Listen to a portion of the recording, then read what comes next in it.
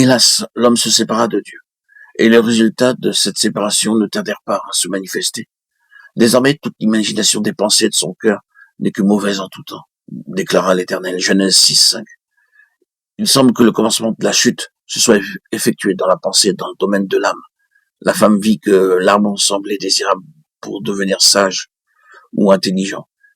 Et est-il écrit, Genèse 3:6. C'est donc à l'âme que le serpent s'adressa, pas au corps fait de poussière, lequel était alors parfaitement dominé par l'esprit. Il s'adressa à l'intelligence, où il éveilla le désir licite de connaissance, de puissance dans le domaine invisible. Vous serez comme Dieu, suggère le serpent. Il se garde de dire, vous serez comme les bêtes que Dieu créa. L'objet de la tentation, c'est la connaissance.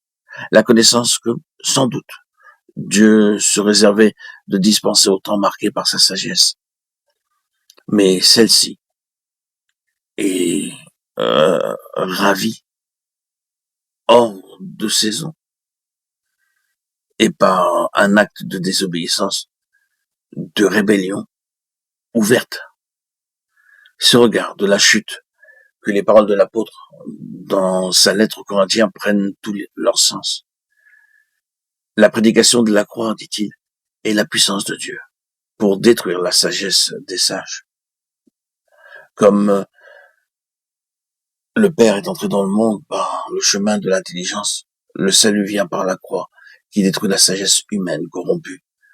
Car la prédication de la croix, celle d'un Christ crucifié, est folie pour l'homme. 1 Corinthiens 1, 18-25. Et un peu plus loin, l'apôtre ajoute, si quelqu'un de vous pense être sage et qu'il devienne fou pour devenir sage, car la sagesse de ce monde est folie aux yeux de Dieu. 1 Corinthiens 3, 18-19. Ève tomba en cédant au même ordre de tentation qui provoqua la chute de Satan. Les paroles de Lucifer, je serai semblable au Très-Haut, révèlent suffisamment le but qu'il poursuivait. Ésaïe 14, 13-14. Et c'est en suggérant à Ève la possibilité d'acquérir quelque chose de supérieur à ce qu'elle avait déjà, qu'il l'a séduit. Limitée par un corps d'argile, elle avait une âme susceptible d'apprécier la connaissance et capable de se développer avec l'aide de l'esprit. Le tentateur le savait, et c'est dans ce domaine qu'il agit. L'acte de désobéissance brisait immédiatement la communion entre le Créateur et la créature.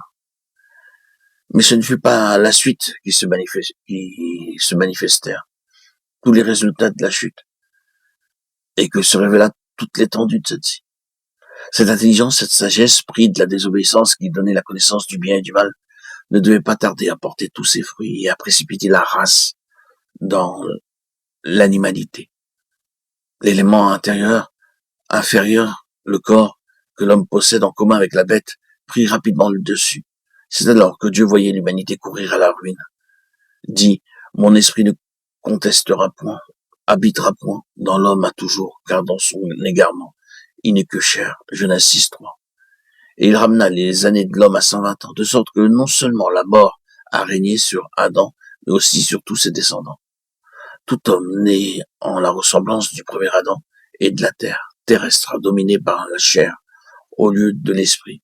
Et l'âme, qui est le siège de la personnalité, Luc 9:23, est naturellement l'esclave de la chair. Elle est dominée par la vie terrestre au lieu d'être la servante de l'esprit.